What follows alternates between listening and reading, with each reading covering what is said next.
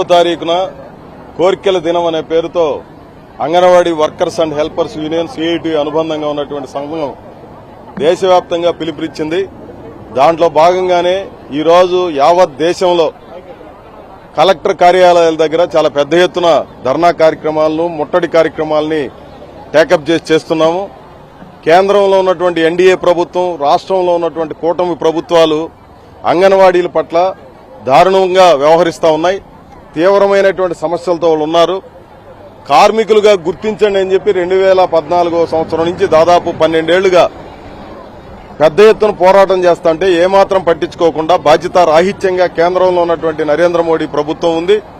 ఆ ప్రభుత్వానికి మద్దతునిస్తున్నటువంటి ఈ కూటమి ప్రభుత్వం కూడా ఎన్నికలకు ముందు చంద్రబాబు నాయుడు గారు, లోకేష్ గారు పదే వీళ్ల దగ్గరకు వచ్చి మీకు అన్ని రకాలుగా మేము అండగా ఉంటాము, అధికారంలోకి వచ్చిన తర్వాత వేతనాలు పెంచుతామని చెప్పారు.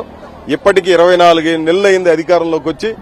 ఇప్పటి వరకు మీకున్నటువంటి కష్టమేందని అధికారికంగా వీళ్ళని పిలిచి మాట్లాడినటువంటి దాఖలా లేదు. వేతనాలు పెంచండి అని చెప్పి మేము కోరడంలో ఉద్దేశం కూడా ఏంటంటే ఈ రాష్ట్రంలో 20 ఏళ్లుగా కనీస వేతనాల సవరణ జరగలేదు. ఇది షెడ్యూల్డ్ పరిశ్రమలో ఉన్నటువంటి 50 లక్షల మంది, రాష్ట్ర ప్రభుత్వ పరిధిలో ఉన్న కాంట్రాక్టు అవుట్సోర్సింగ్ లో ఉన్న 3 లక్షల మంది, 1,00,000 మంది అంగన్వాడీలకు కూడా ఈరోజు ఏమాత్రం వీళ్ల పట్ల బాధ్యత లేని పద్ధతిలో వ్యవహారం చేస్తా ఉంది.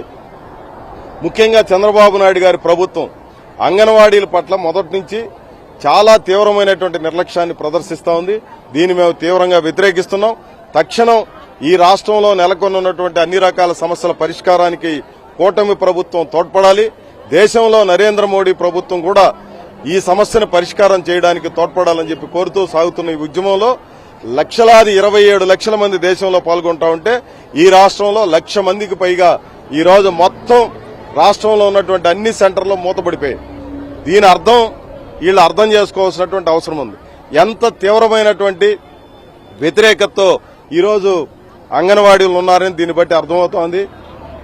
తక్షణం ఈ సమస్యల పరిష్కారానికి తోడ్పడాలని సిఐటి తరఫున విజ్ఞప్తి చేస్తున్నాం. ఈ రోజు రాష్ట్ర వ్యాప్తంగా అంగన్వాడీ వర్కర్లు, హెల్పర్లు, మినీ వర్కర్లు సెంటర్లు క్లోజ్ చేయడమైనది.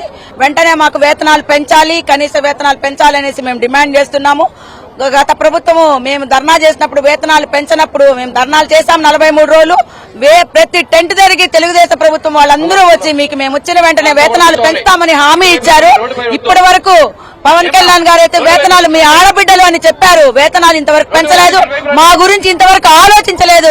ఈ ప్రభుత్వం ఇప్పటికైనా మా గురించి ఆలోచించి వేతనాలు వెంటనే పెంచాలి. యాప్లన్నీ ఒక యాప్ చేయాలి. మినీ వర్కర్లందరి మెయిన్ వర్కర్, మిగిలిన వాళ్ళు కూడా మెయిన్ వర్కర్ చేయాలనేసి మేము రాష్ట్ర వ్యాప్తంగా డిమాండ్ చేస్తున్నాము. Anganwadi workers and helpers union Vanisri గారు. ఈరోజు రాష్ట్ర ప్రభుత్వము అనేక సార్లు గతంలో 42 రోజుల సమ్మెప్పుడు అనేక మాకు వాదనాలు ఇచ్చినారు. అందులో కనీస వేతనం మీకు 18,000 చేస్తానన్నాడు.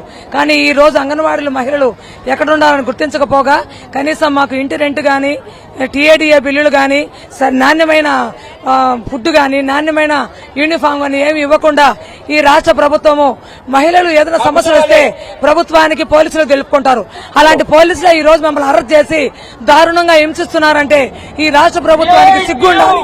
కనీసం ఈ రోజైనా మేల్కొని చంద్రబాబు నాయుడు సారు, డిప్యూటీ పవన్ కళ్యాణ్ గారు తప్పకుండా ఈ అంగన్వాడీ మహిళలు కనీస వేతనం 26,000 ఇవ్వాలా, మంచి యూనిఫామ్ ఇవ్వాలా, నాణ్యమైన ఫుడ్ ఇవ్వాలా, అర్హులైన వాళ్ళకు సూపర్వైజర్ పోస్ట్ ఇవ్వాలా, అర్హులైన వాళ్ళకు హెల్పర్లకు ప్రమోషన్ ఇవ్వాలని కోరుకుంటూ అన్నమయ్య జిల్లా నుంచి వచ్చిన అధ్యక్షులు ఎస్ శ్రీలక్ష్మి, అల్లమయ్య జిల్లా నుంచి తిరుపతి గెలిచిన అంగన్వాడీ